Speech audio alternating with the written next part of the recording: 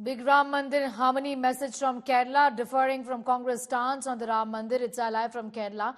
The Indian Union Muslim League has sent out a strong message for Mandir haters, describing the newly consecrated Ram temple in Ayodhya and the proposed mosque nearby as symbols of secularism.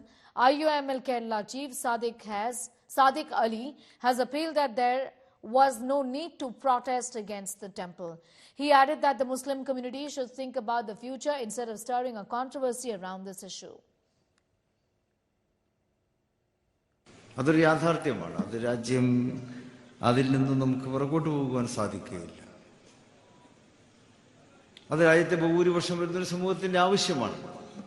രണ്ടും ഇന്ത്യയുടെ മതേതരത്വത്തെ ശക്തിപ്പെടുത്തുന്ന മികച്ച ഉദാഹരണങ്ങളാണ്. നമ്മൾ അതിനെ ഉൾക്കൊള്ളുക. ഇന്ത്യയുടെ മതേതരത്വത്തെ ശക്തിപ്പെടുത്തുന്ന മികച്ച ഉദാഹരണങ്ങളാണ് രാമക്ഷേത്രവും അവിടെ ഇനി പണിയാൻ പോകുന്ന ബാബരി മസ്ജിദ്.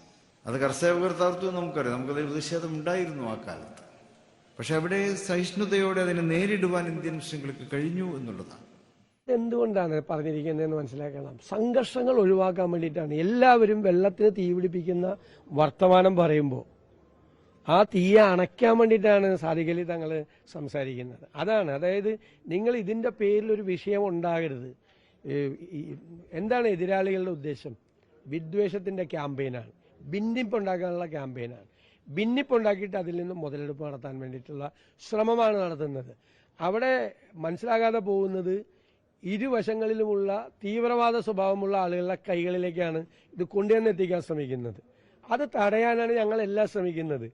വെള്ളത്തിന് തീപിടിപ്പിക്കാൻ വേണ്ടി തീവ്രവാദ സ്വഭാവമുള്ള ആളുകൾ ശ്രമിക്കുന്ന ഒരു കാലത്ത് സമാധാനത്തിന് വേണ്ടി സംസാരിക്കുന്നു എന്ന് തന്നെ പറയുന്നത് വലിയ കാര്യമാണ്. Congress netas continue to question the Pran Pratishtha of Ram Lalla. Now MP Thiru Jayakumar from Tamil Nadu strongly condemned, in fact, the Pran Pratishtha ceremony in Ayodhya. Let's take a listen. Rama temple எங்கேயோ கட்டின்னு இருக்காங்க. அதானிக்கு என்ன வேலை? அதானி பண்றதை காட்டுறீங்க, அதானி உட்காரத்தை எழுந்திருக்கிறீங்க, அதானி கும்பிடுறதை காட்டுறீங்க. மற்ற யாரும் அங்க சாமி கும்பிடலையா? அப்படி அதானி பண்ணது சரிதானா? யாருன்னா ஒரு பத்திரிகை எழுதினாங்களா? எப்படி அதானி பண்ணா? என்ன குவாலிபிகேஷன் அதானிக்கு அந்த கோயிலை திறந்து வைக்கிறதுக்கு? Is disqualified. நான் சொல்லல, மத்தில் இருக்கிற பூசாரிகள், மத்தில் இருக்கிற இந்து மத தலைவர்கள் சொல்லுகின்றார்கள் அதானி இதை செய்யக்கூடாது, நாங்கள் தான் செய்ய வேண்டும்.